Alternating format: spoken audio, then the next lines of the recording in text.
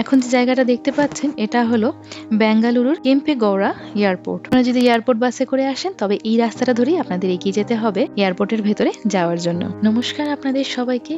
এই এয়ারপোর্টটা আমি আপনাদেরকে যতটুকুনি সম্ভব দেখাচ্ছি।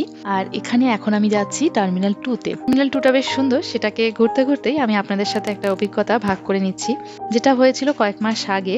আমার ফ্লাইট ছিল বেঙ্গালুরু টু বাগডোগরা টার্মিনাল 1-এ ইন্ডিগো। ফ্লাইটের টাইম ছিল 8:30। আমরা 5 জন ছিলাম, আমার সাথে আরো 2 জন বাচ্চা আর 2 জন বয়স্ক ছিলেন।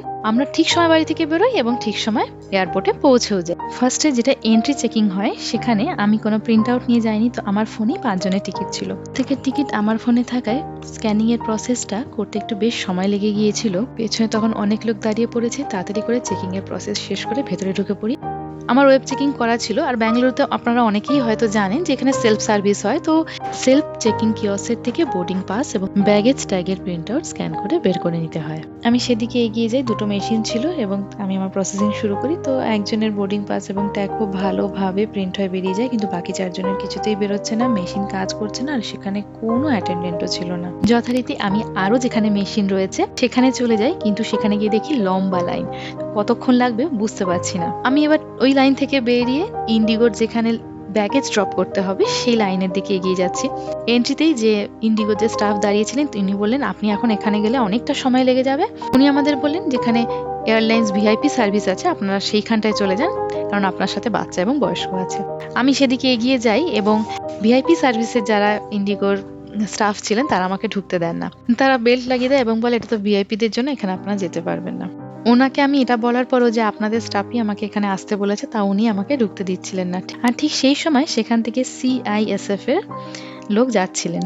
দাঁড়িয়ে থাকতে দেখে উনি জিজ্ঞেস করেন ক্যা হুয়া। তখন আমি আমার সমস্যার কথা বলি আর বলি জানে নেহি দে রে হ্যাঁ। তখন উনি বলেন কিউ উনি জানে দো। এই বাক্যটুকু আমার সেই মুহূর্তের কাজগুলোকে অনেক সহজ করে দিয়েছিল।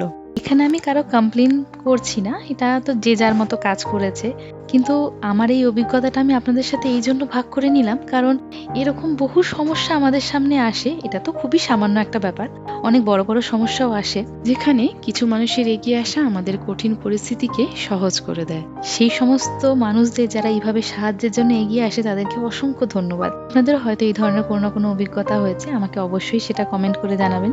যে ব্যাপারটা আমার এখানে বলার আছে সেটা হলো ব্যাঙ্গালুরুতে সেলফ সার্ভিস তো, আর যদি অনেকজন মিলে যান তাহলে অবশ্যই একটু হাতে সময় নিয়ে যাবেন, তাহলে এই প্রসেসগুলো করার জন্য যথেষ্ট সময় পেয়ে যাবেন। আপনারা ব্যাঙ্গালুরু যেখান থেকে এয়ারপোর্টে আসতে চান, এয়ারপোর্ট বাসে করে যদি আসেন 2 জন থাকলে ফেয়ারটা কমই লাগবে, খুব ভালোভাবে চলে আসতে পারবেন। আর যদি 2 জনের বেশি থাকেন তবে ক্যাব করে নেওয়াই ভালো, কারণ ফেয়ারের দিক থেকে সেরকম কোনো লাভ তখন হয় না।